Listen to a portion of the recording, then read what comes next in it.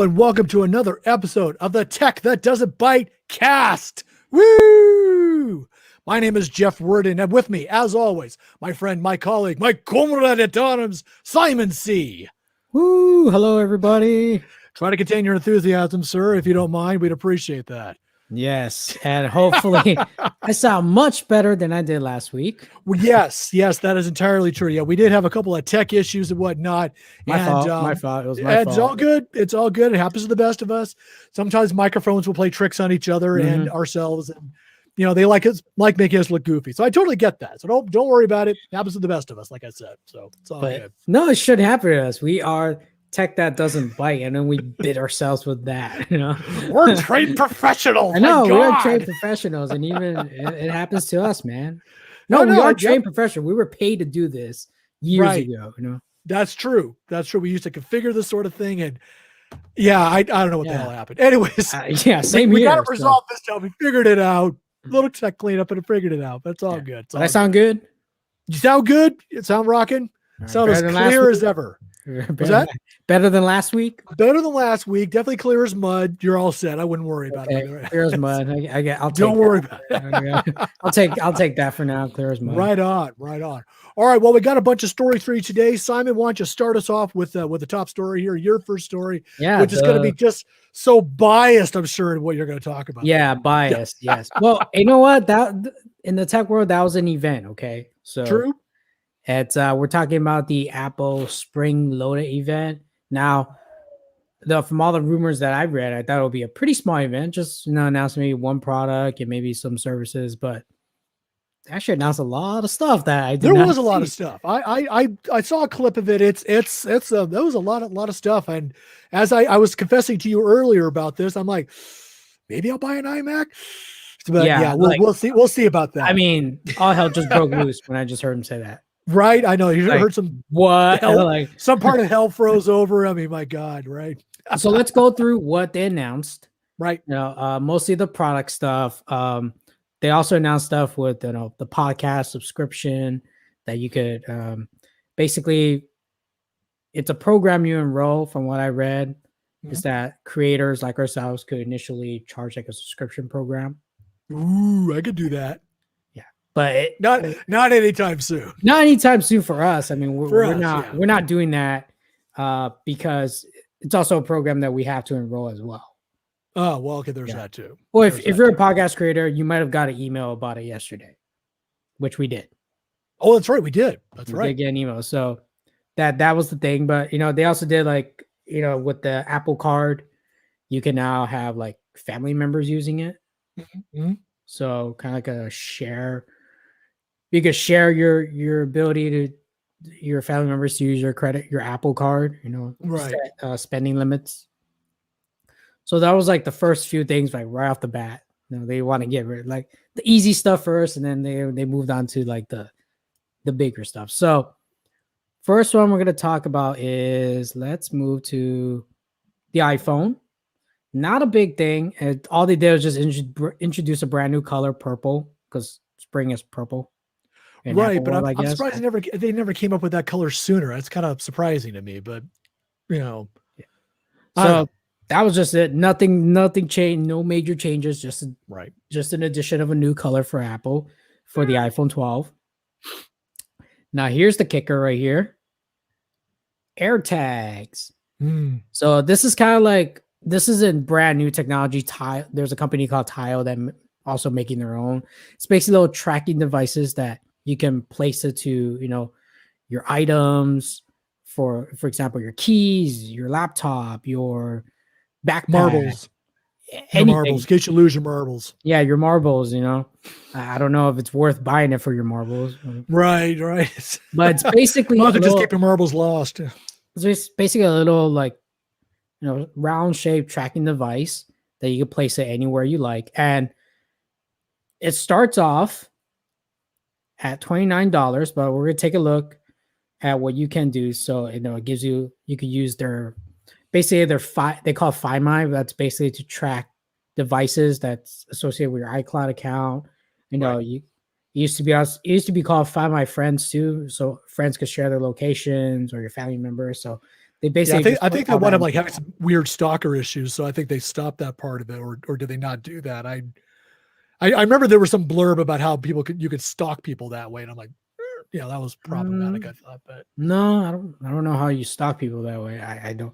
If you can pinpoint somebody's location with somebody that with that, but that's only if they enable that feature on their own. True.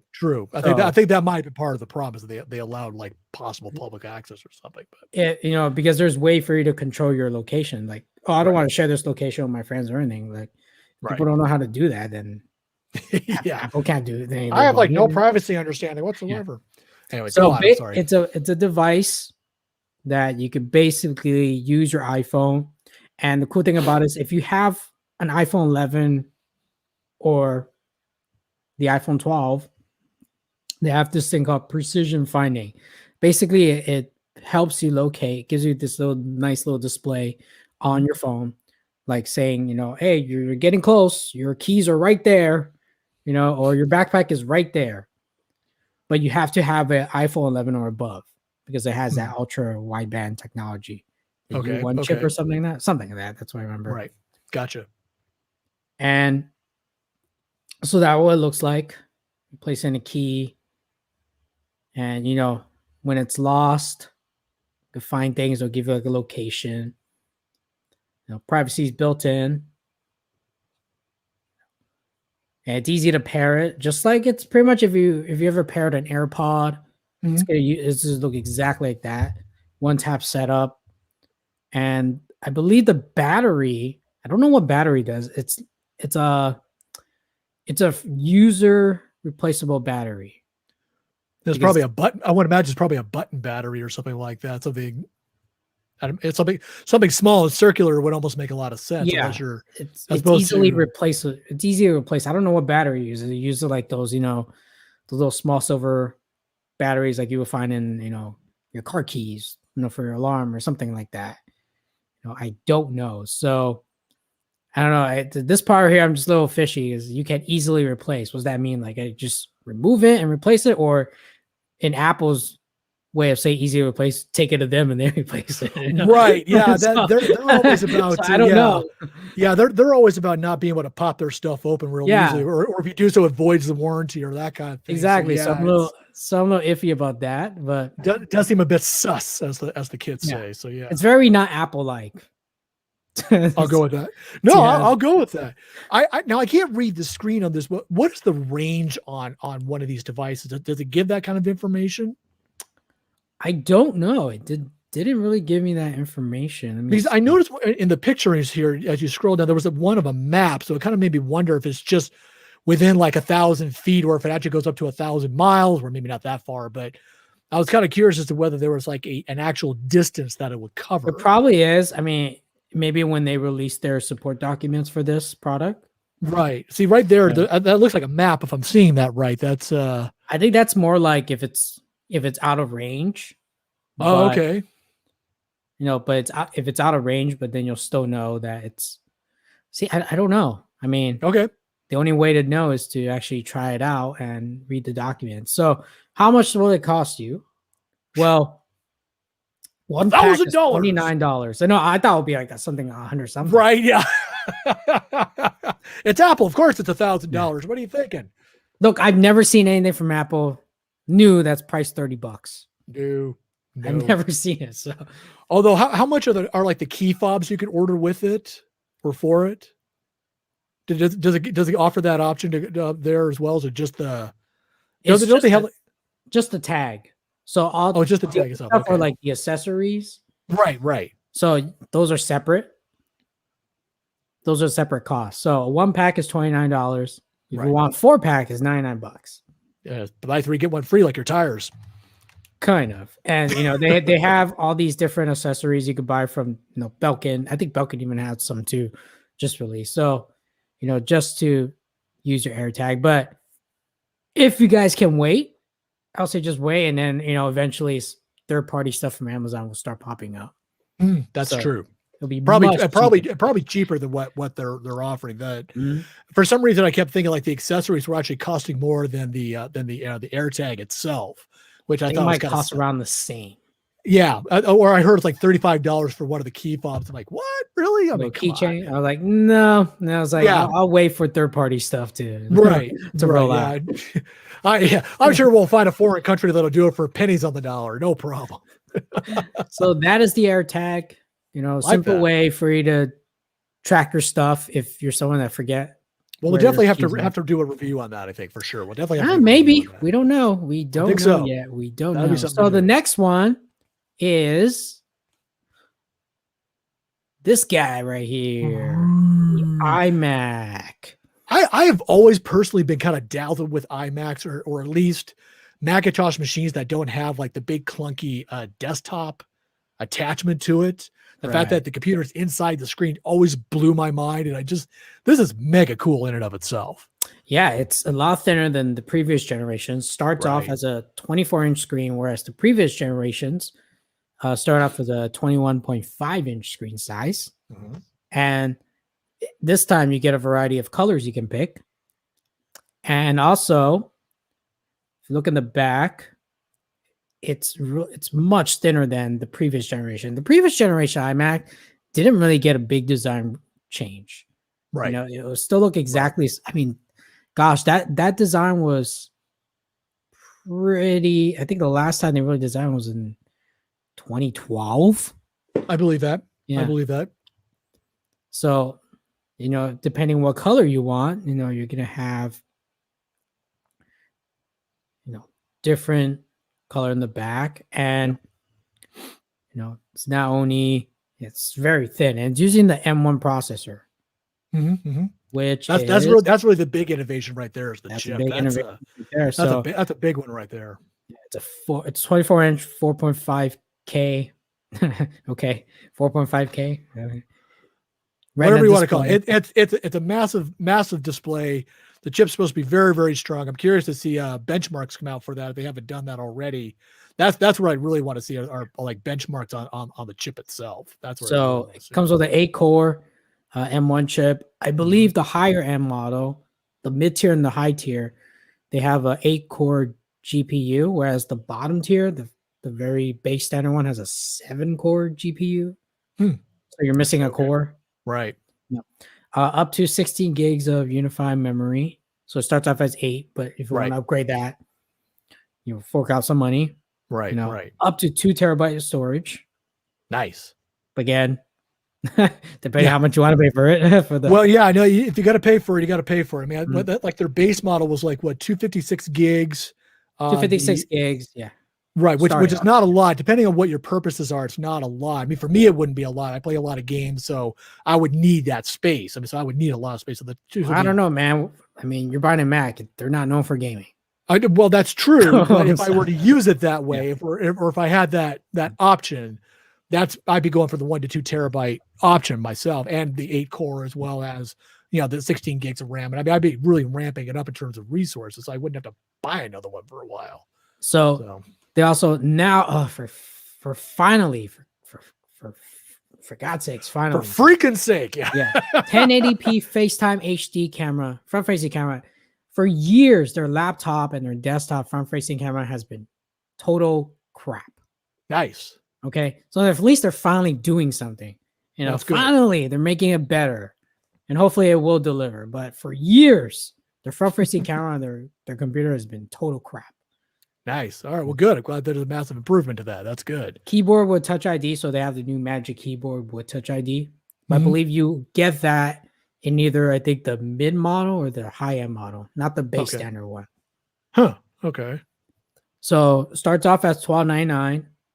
Okay, so $14.99 with that's the mid tier. Right. Right. Okay, $16.99 is starting off with a 512 gigabyte of SSD model. Again, you keep going higher if you want to upgrade it to more storage and more RAM. If you guys are doing video editing, definitely get another 8 gigs of RAM. Yeah. Make it 16 in total. Not that we know anything about that. Yeah. Yeah. So right here, the base model, see right there, you're missing 1 core of the GPU. Okay. Okay. Yeah. So that is the new iMac. And the cool thing about the iMac is that, in the back, if you noticed, oh man, if I could get some good pictures right there. So depending which model you get, so you get the base model, you only get 2 Thunderbolt USB 4 ports. Okay. Whereas, now humor me. What is a Thunderbolt port? Because I have not heard that term before personally. I'm wondering what that is. Apple had their own thing called Thunderbolt. Okay. It was like, it was like their own port, like kind of like USB. Got it. Okay. But later on it evolved, so they call it Thunderbolt 3, but technically it's like a combination of USB-C and their own Apple stuff, Thunderbolt. All right. But then you could plug in USB-C devices in a Thunderbolt port. Oh, Thunderbolt okay. USB 4. That's why they have, Thunderbolt / USB 4, and then you got USB 3. Those are USB-C type USB ports. All right. So those old version USB-As are not there anymore. Okay. Okay. So if you're gonna connect other devices like your old USB 3.0 flash drives or SD card, you will need to buy a dongle or a hub. Okay. All right. Dongle life. That is honestly just got to be the goofiest name they could have come up with for a peripheral, but that, whatever about that. But you can either get the Magic Keyboard with Touch ID, the higher end models, along with the Magic Mouse. I think you have to pay extra for the Magic Trackpad. So I believe you have to pay extra for that. And the cool thing is, I thought they technically did get rid of the Ethernet slot. But here's what they did. Right. In their charger, let's see if I could share this. I don't know if you guys can see this, but let me. Not anymore. It's all right though. So their charger, their connector now, it's a magnetic, kind of like the old MagSafe, charger that we were so accustomed to using our MacBook Pros. So they're using a similar technology, but in that, it's basically, okay, I have this. So think of it, this is the charger. This is the cord. Right. Okay. What they did was at the very end is they built it, they put in an Ethernet slot right there in the adapter. And somehow it works alongside with the power cord. So somehow it transmits the data from your Ethernet. Right. Travels along the power cord. That was actually pretty impressive. When I saw the demo for that, I'm like, oh, that's a nice touch. That was a really nice touch to actually kind of keep it all away so there's less clutter and wires and all that actually go into the machine and stuff. That's pretty slick. That was pretty slick. And I thought like, oh, they're getting rid of the Ethernet. But I was thinking like, in my mind, I was like, that's kind of dumb. It's a desktop. Not everyone, given that it's a desktop, like not everyone's going to use Wi-Fi. Right. So I was kind of surprised with it. I was like, oh, you want Ethernet? There it is. But it's on the adapter now. Yeah, that was pretty slick. And, if you guys don't want to use that Ethernet slot in that power adapter, you can always buy like a USB-C to Ethernet adapter. That'll work too. But that is the iMac. It also has, spatial audio, fancy sound. Good sound. Well, no, it has good sound. I don't know about the mic or anything like that or how it looked. But I mean, just from kind of skimming the demo on it, actually looked. I mean, they looked like they really kind of really upped the sound on it. I guess we'd have to see how other people review it and so forth to kind of get a better feel about that. But I'm not going to lie, looking at this product demo just visually, and the fact that it's that pretty much everything is inside the monitor, like I said, it always just kind of blew my mind that they did it that way. This has actually got some really good perks on it, so I hope it definitely lives up to the hype. And it's a really fast machine. I have a lot of hopes on that M1 processor chip. That's the big one I really want to see. I mean, M1, that's the one I really want to see. It's becoming the future, man, and the Apple future. Yeah, so, the Apple future. If you're gonna go with their stuff, you got to be Apple. No, I totally get that. So speaking of M1, they're continuing to implement that not just on their computers, but also on their iPad Pro, the new iPad Pro, ladies and gentlemen. Yeah, the new iPad Pro is going to be using also the M1 chip. Yes. So this is for you creatives out there. You want the very best. Then the iPad Pro is going to be the one for you. And if you want like the super display, because Apple sells their own, their own display that has like 1,000 nits or something like that. I hope I'm pronouncing that right. Whatever. Okay. Like good color, very good color. Especially it helps a lot. That same feature I don't know how much that display costs, but that display, basically, that same feature that it has on that display, the higher display that Apple sells, they put it in the 12.9-inch iPad Pro. So if you are editing video on that particular display, and then let's say you're gonna bring it to your iPad, right? And the coloring will be exact same. All right. We'll see how that goes. Very cool. So using the M1 processor, and finally, smart move, Apple. You start off your capacity level at 128 gigs. Before it was 64. For an iPad Pro for 64 gig, that's ridiculous. It's a Pro, It's a Pro. Come on. The Pro is supposed to double stuff, right? Yeah, all right. It's like Pro means we're gonna do a lot more Pro stuff. We need more room. Okay, we'll give you 64 gigs starting out. I'm like, what? Nice. So, bravo, Apple. Hopefully, in future product, 128 will be your standard, but probably in 2030 you'll do that. But you go. This is I believe this is the first iPad that you could customize the capacity level to 2 terabytes. Ooh, dang. 2 terabytes. Dang. Wow, that's a lot. That's a lot, right? for an iPad, I mean that's really a lot, especially if it allows you to start at 128 gigs. I mean, going to 2 terabytes is insane. Now, if you also on the chip, it's an M1, right? So if you get the 128, 256 gig, or 512 gigabyte iPad Pro, it comes with 8 gigs of RAM. Now, if you go with 1 terabyte or 2 terabyte, it comes with 16 gigs. It makes sense. You got a lot more space, a lot more things you need to process. Okay, that makes a lot of sense. And they have new cameras. And I think one of the things they featured is that, let me see if I could find it. It's that, what do they call it? It's very gimmicky, what do they call it? Oh, yeah, this one also has 5G now. Oh, very cool. No, but I think you have to, I think it's $200 extra, but I seen like carriers, there are some good deals with carriers. Okay. Well, okay. I'm gonna say the good deals. It's more like, use your service with it, whatever you got. Yeah. Yeah, it's pretty much, we'll give you $200 back. You sign up a plan with us, but then you don't cancel for 12 months or something. Right, probably. Yeah, for a year or two or whatever. Yeah. So I don't know if that's a good deal or not. So yeah, God, jeez. Where is that camera?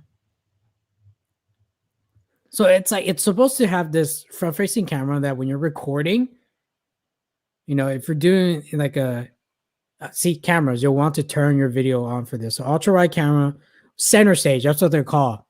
Center stage. Okay. Yeah, center stage, the all new center stage uses the ultra wide camera machine learning to change the way you participate in videos. As you move around, it automatically pans to keep you center in the frame. Oh, so that's it automatically moves when you're moving.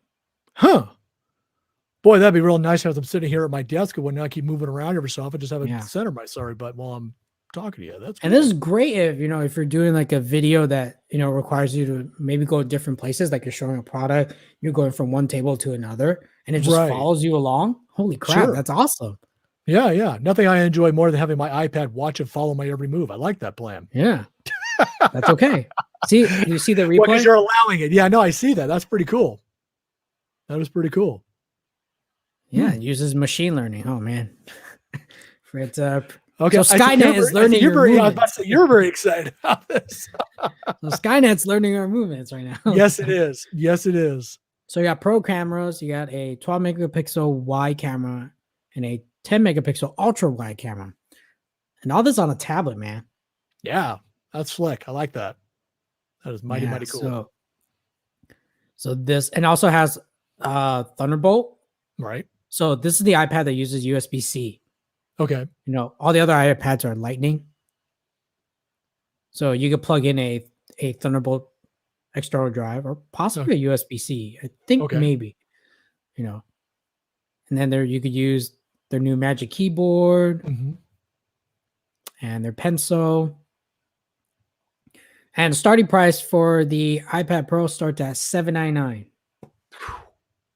Now that's not bad. I mean, it's not bad for the 11-inch. If you want the 12.9, that's $1,000.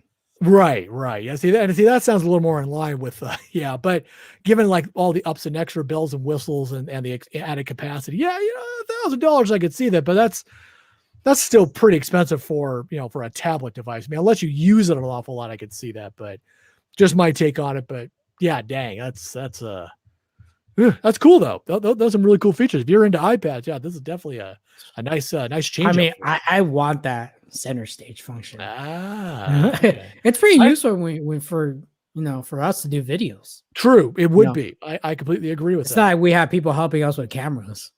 Right? I know, right? Okay, hope like an earthquake doesn't hit, so my monitor shakes or something. Yeah, it's It's not like we have someone behind our cameras moving it for us. We're doing it ourselves. Yeah, we do it ourselves. We don't want strange people in our house. No, it's because we can't afford them. Right. Yeah, we can't afford that. That's another thing. Okay. Right. Yeah. So maybe through the Apple podcast subscription thing, we sign on for that. Eventually, we can afford a camera guy or two. So we'll see how that goes. Or we just buy the iPad Pro. Don't have to worry about it. And just do it our damn selves. That's one-time deal. One-time payment, and you're done. There you go. Right. It'd probably be a lot cheaper over the long run. Right? Exactly. Yeah, exactly. And the final product we want to talk about is the brand new Apple TV 4K. So it now uses A12 processor. It has you could a couple of other things.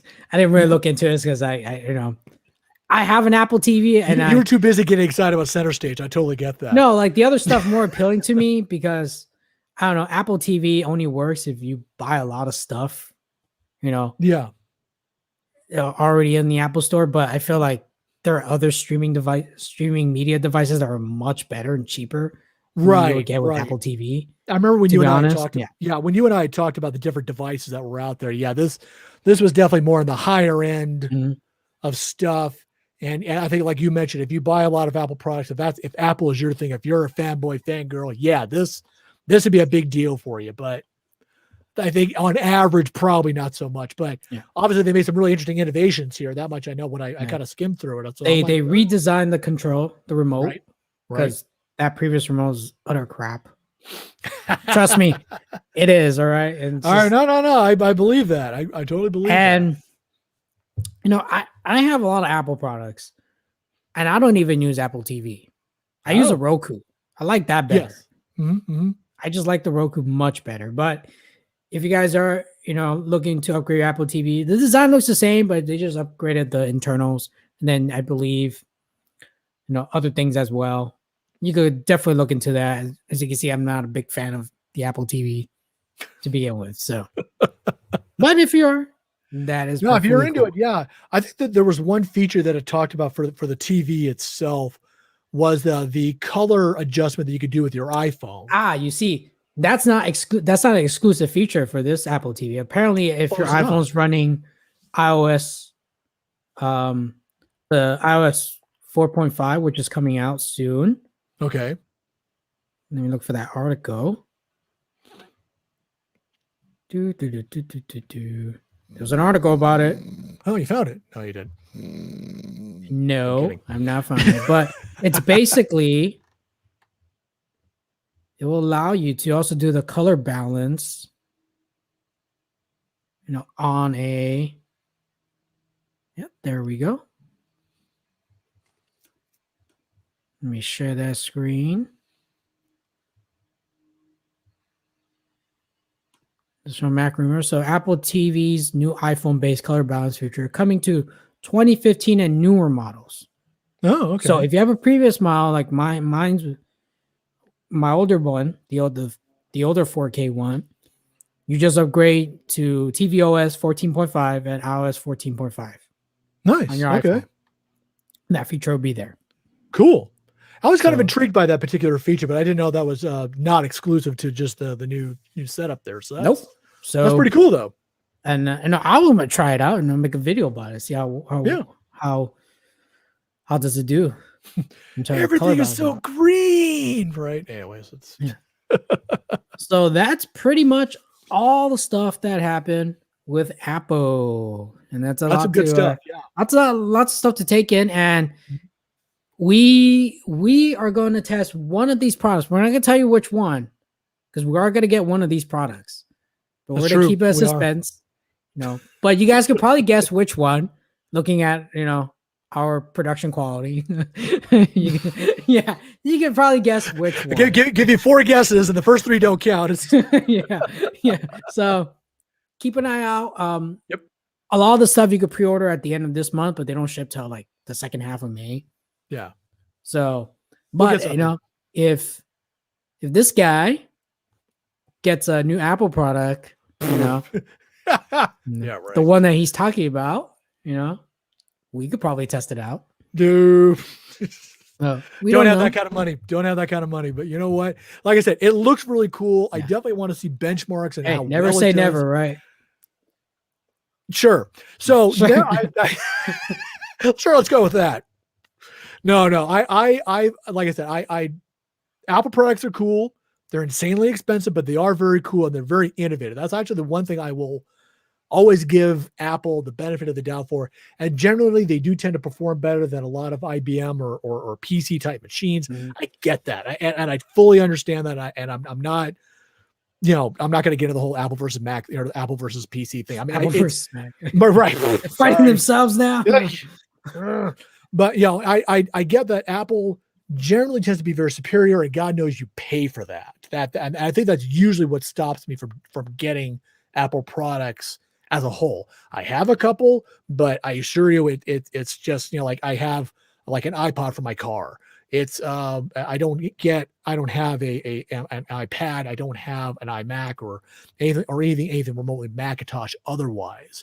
I find, for me at least, using Samsung, Windows, PCs in general, it just works. It's very open, so I can cross between a lot of these things very easily. I know you can do that with Apple as well, but the price tag is the other part that generally tends to stop me. But not gonna lie, the new iMac, very cool in its design, very slick, very fast, priced pretty well. I'll give it that. It's got a good price on it. If you're willing to get the upper end stuff, yeah, it's a couple thousand, I'm sure, if you really kind of start playing with it. But it's cool. So, but I'm really curious to see where the M1 chip stacks against Intel and all the other guys that are out there. That's what I really want to see, are some benchmarks. That's what I really, really want to see. Yeah, we'll see. I mean, when they come out, there'll be people doing the tests. Oh yeah. We'll be looking out for it for sure. All right, Jeff. What are the other news going on? Well, they have absolutely nothing to do with Apple whatsoever. So you're welcome on that, everybody else. And I don't know. Okay, so Facebook. We all use Facebook, whether you're using an Apple machine or if you're using a PC and whatnot.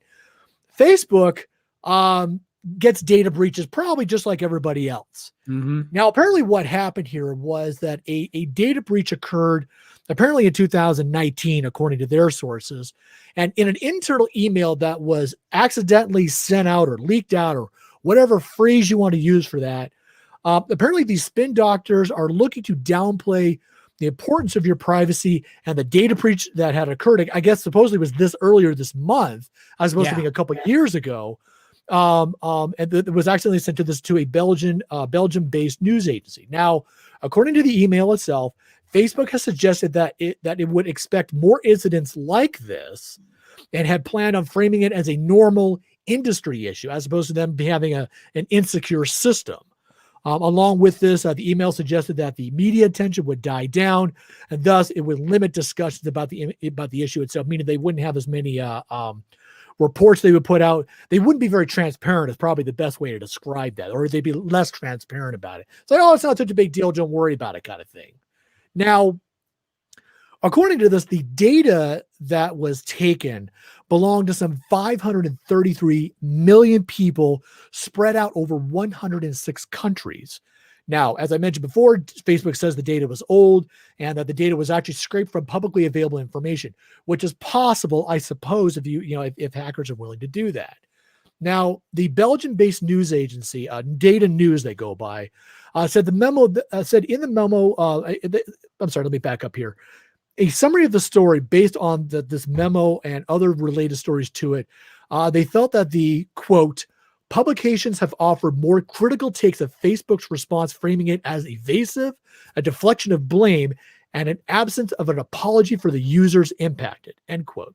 So basically, they're just saying, okay, Facebook is not taking any kind of ownership to it. They're trying to play it down. They're trying to just say that it's not such a big deal, as I mentioned before.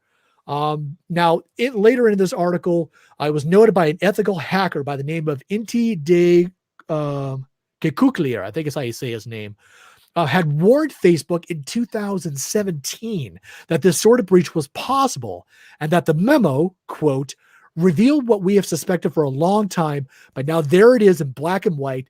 Facebook cares more about its reputation than informing its users, end quote. And that, ladies and gentlemen, is why you keep your information as non-public as possible. And remember always that Facebook does not give a damn about you or your privacy. And that's just my take on it. And yeah, so that's really kind of the long and short of what that's about. It's there's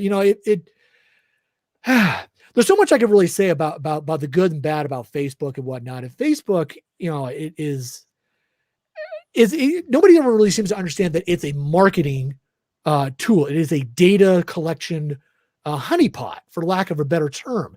They gather data about you and they sell this stuff to everybody and their brother. People are okay with it for the most part because they keep using Facebook. It's how you keep in touch with friends. It's how you share photos. It's how you have public groups and private groups and all that other good stuff. And I totally get that. I'm a prolific user of Facebook myself. I'll be the first to admit that. So, but I make it a point to understand what privacy is so that when I list out, things I like, things I dislike or make comments on and that sort of thing, that at least I try not to make them too public and whatnot, that only like my friends or my friends of friends will see, as opposed to having it publicly posted, like my profile picture as well as my banner. To which, for those of you who are friends or follow me on my voiceover Facebook page, probably saw that I actually had a Russian counterpart try to make friends with you and whatnot. Although it didn't try to make friends with me on my personal profile, which I was kind of saddened by that. I didn't want to be friends with myself. But it was noted that that my face got used, my voiceover face got used with a Russian name, saying, hey, this Russian name wants to become friends with you. Obvious a ploy that somebody was trying to scrape data and that sort of thing and try to get in somewhere they could possibly do further damage, if not to your Facebook page, to your machines in general. So that's a big thing. And as when I say about public data scraping, yeah, it's possible. I don't know what it takes. I can't imagine it's not possible. So if you're going to post stuff, my warning would be keep it as non-public as you can. Keep it to friends only, or even to friends of friends. And just try to limit that kind of data so that they do get stuff, it's not easy to get. Or definitely keep your phone number off it, if nothing else. But that was a big one that the hacker was going on about. Hey, I was able to find this guy's phone number because you allowed it to happen and they didn't do anything about it. So I'm done ranting about that part of it. So it's that's just my take on it. Yeah, I mean, I like Facebook, but they could do a better job of protecting your data, or actually give a damn about your privacy. Moral of the story, watch your back. Watch your back, be diligent. Watch your social media backs. Yeah, exactly. I mean, if anything else, you definitely should do searches, do Google searches on yourself. Look at your Facebook page without being logged into Facebook so you can actually see what gets posted out there. I've even told people, I said, look, I found this information because your information was public. I'm not even your friend, and I found this information. So you may not want this out there publicly. Maybe it's up to you. But if you're okay with it being public, it's up to you. Just know that it's public. Be vigilant about that. Yeah. That's all I got to say about that. Definitely agree. Yeah. Yeah. All right. All right. Let's go on to the next story. My other story, Microsoft Outlook. Now, personally, I haven't used Microsoft Outlook in forever, but I kind of laughed. It's improved a lot. I would imagine it probably has. I mean, my dad uses it, which is great, but then he switched over to Gmail, which was probably better for him. But I haven't used Outlook in a really, really long time. And the only time I've ever used it was actually in corporate settings. So I get this part of it. So Microsoft Outlook has now added a feature that it can end all meetings early to give your brain a rest. Now, I'm sorry, it still makes me laugh. I can't help it. I'll go on to why in a sec here.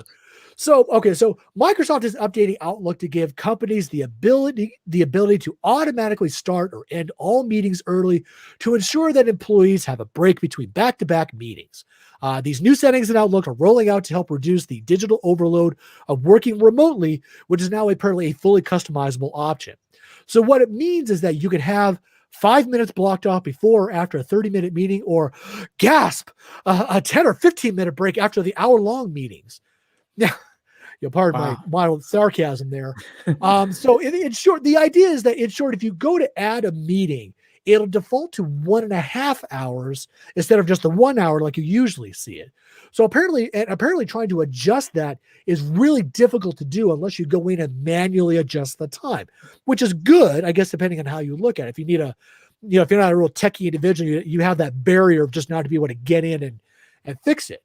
Now, the question I had that I just kind of looked into this, like crossed my mind, was like, okay, so why would Microsoft, of all people, care about whether their employees, your employees, their employees, or any employees have a break or not, right? Mm-hmm. Well, to my personal surprise, Microsoft actually did some of its own research regarding digital overload due to remote working as a result of the pandemic, right? So Jared Spartaro, hopefully I said his name, or Spartaro. Jared Spartaro, hope I said that right, corporate vice president of Microsoft 365, said this, quote, "More remote work is challenging our well-being. Digital overload is real and something has to change," end quote.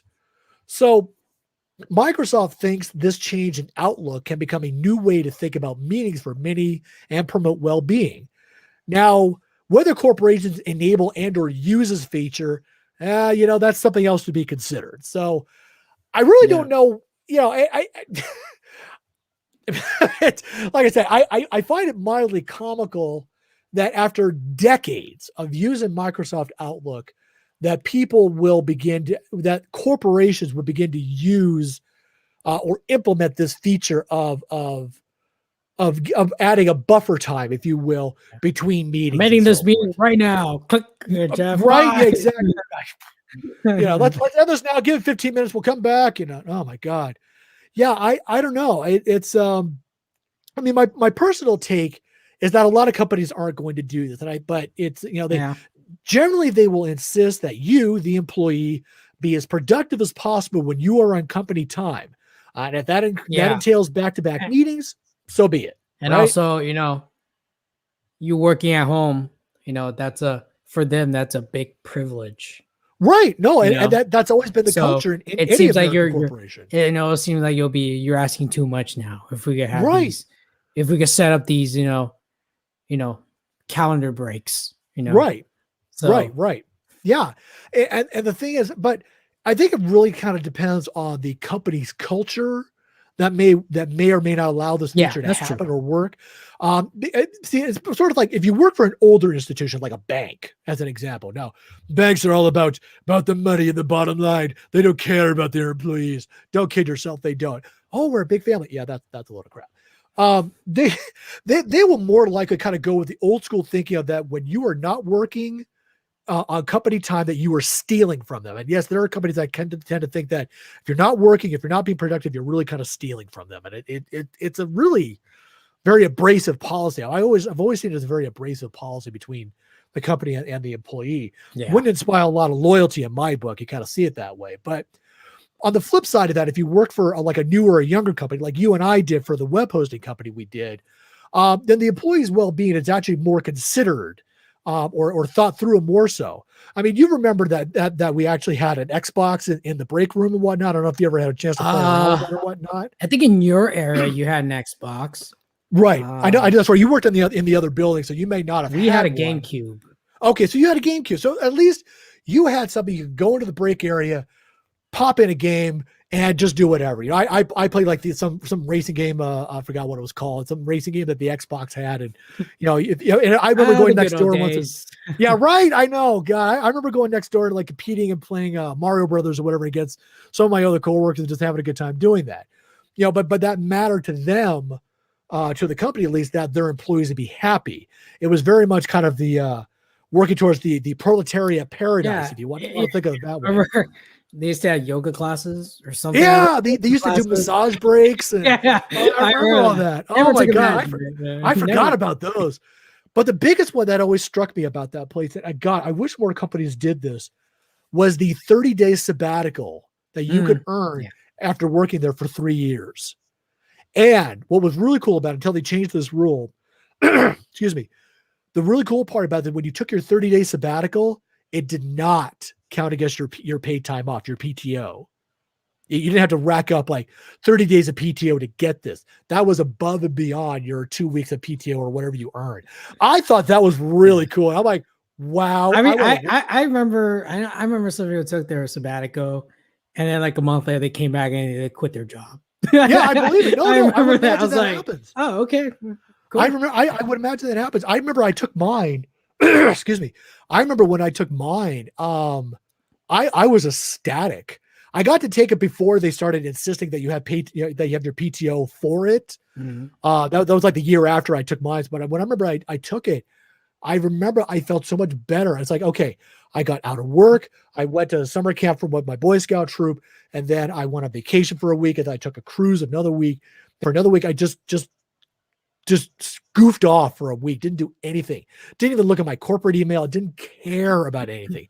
I had forgotten like what day and time it was, kind of like the pandemic, but just for a week. It's just like I didn't even care what time it was. It was like, yeah, what am I going to do today? Yeah, I'll go play with my kids or something, or go hang out with my wife and bug her about stuff, or work on something I hadn't had a chance to work on. It was nice. And when I got back to work, I was feeling good about myself. I'm like, all right, I was energized, I was ready to go. And I'm like, do I really want to keep working here? Yeah, kind of, but I was happy about it, but it was obvious that the company cared about their employees and their well-being. Yeah, I got a little more corporate after they got bought out, but that was to be expected, I suppose. But it was cool. I liked it, and and it's a shame that more companies don't consider that as an option to treat their employees a little better, so they're not killing themselves by sitting at their desk all day. So, well. Companies start implementing those calendars. We can only hope, right? I mean, yeah, you need the breaks from the work. I mean, there's a reason why there are mandated breaks by law that you have to take when you're at the job. A 30-minute lunch or whatever for minimum 6 hours, something like that, hour long for 8 hours, and 2 15-minute paid breaks or whatever, was so that the employee isn't killing himself. Granted, when I was there, I never really took my 15-minute breaks and whatnot, because usually I got trapped. Yeah, it's like I got trapped on a phone call, or I was just really into whatever I was doing. So it didn't bother me so much. But the lunch, oh yeah, I took the damn lunch and I counted every minute until I had to clock back in, because the 15-minute stuff, I didn't take it because I want to get the hell out of here. So I was like, pretty much, right. Now, it's not because we didn't like the job. It's the commute for us was a pain. Yeah, if it wasn't the commute, it was just like, okay, I'm done dealing with these customers. Screw them all, man. Just okay, I need an hour, eat my lunch, just relax, read a book, play a racing game on Xbox or whatever, and just de-stress. But yeah, but the whole work environment's gonna change now. pretty much. I would imagine, it's going to be really hard to stick with the old school way that things were done, because I think before the pandemic, people wanted to work from home. It's like, I can be just as productive. These companies are like, oh no, you're not going to be that productive. You need to be here in the office, yada, yada, yada. And I get that. I absolutely get that. And I feel, as a general rule, maybe this is just my old school way of thinking, is that if you are at the job, you are going to be more productive theoretically just because you're there. You can't get distracted by your kids or your dog or whatever when you're at home. But if you're at the job, you're there for the 8 hours plus whatever your commute time is. So you're off that grid of being distracted or doing whatever. Yeah. Now, but again, things change. Oh yeah, no. And this has definitely made that impact. This pandemic has certainly shown that you're perfectly capable of working from home now. Mm-hmm. It is absolutely possible. Are you as productive when you're at home than you are at the office? I don't have any numbers for that. Maybe you are. Maybe fired yet, then you are. Well, right. If you haven't been fired, you're doing it right. If you haven't been fired, you're doing it right. Yeah. You're meeting your deadlines. You're being as productive as the company would mandate. That's a fair statement. You work at a call center like I did. There are numbers you essentially have to be. There are metrics that have to be met. And for the most part, that's easy enough to do, I think, no matter where you are, because if you're taking your phone calls, you're doing your chats, you hit a certain number of those, you hit that metric, you're being productive enough per the company policy. That's fine. And I was able to do that about 3 days a week, 3 days a week, working from my home, and then having to drive into work the other 2 days. I love doing that. That was really great. The only part that sucked when I was at home is I had to wake up at 5:30 and turn the machine on, make sure I'm in by 6 a.m. Now, if you have those calendars. You know what? You're right. Yeah, I just put a calendar. Now you have those calendars, man. Exactly, right? Oh, my God. So hopefully, hopefully Microsoft, your experiment will work. I agree. I think it depends on the company culture. I think it's really going to be the biggest factor as to whether they really want to implement that. If really their employees matter that much to them, or they see them more as a very highly replaceable cog in the machinery that earns profit for the company itself. If not for the executive, for the company overall and their shareholders. And that's kind of the big thing in and of itself, is that every employee is a cog. They are easily replaceable. So if you're not, being as productive as you need to be, you're out, regardless of where. And the pandemic has shown that it's possible to work from home, but how productive are you? So I'm kind of curious to kind of see what kind of production numbers are out there, pre, post, or pre, during, and post pandemic, to kind of see where things got to go. All of that. It'd be interesting. Yeah. And maybe these meeting breaks by Outlook will change the world. Yeah, who am I kidding? I doubt it. But we'll see. Fingers crossed. We'll see how that goes. We'll see how that goes. We'll see how that goes. Yeah. All right. Well, ladies and gentlemen, thank you very much for joining us for another live cast of the Tech That Doesn't Byte cast. I'm Jeff Worden. With me is Simon C. No, he's on this side over here. Yep. Thank you very much for joining us. Please feel free to visit our website, TechThatDoesn'tByte.com. We try to update weekly wherever we can. And we also have a YouTube channel. Please like and subscribe to us. So your likes and subscriptions validate us. And how many subscribers are we up to now, Simon? Roughly 505. 5. The big 500, guys. Yeah. We have 500 subscribers. Thank you. We appreciate that. It's impressive to us. Right? Yeah. You validate us every day. Thank you so much. No, but seriously, thank you very much. We really appreciate it. If you're listening to podcast, thank you. Leave a review on the favorite podcasting app they're using. Yep. It's great and beneficial, and more episodes will be coming. More videos will be coming. Please be patient. And if you do have a podcast service that we are not on, let us know. We will gladly make it a point to subscribe and beat up who's ever grandmother we got to do to get on there. I mean, bribe. No, I just can't get that right, can I? We'll make it a point to get on there. There we go. All right, everybody. Until next time. Until next time. Bye. Bye.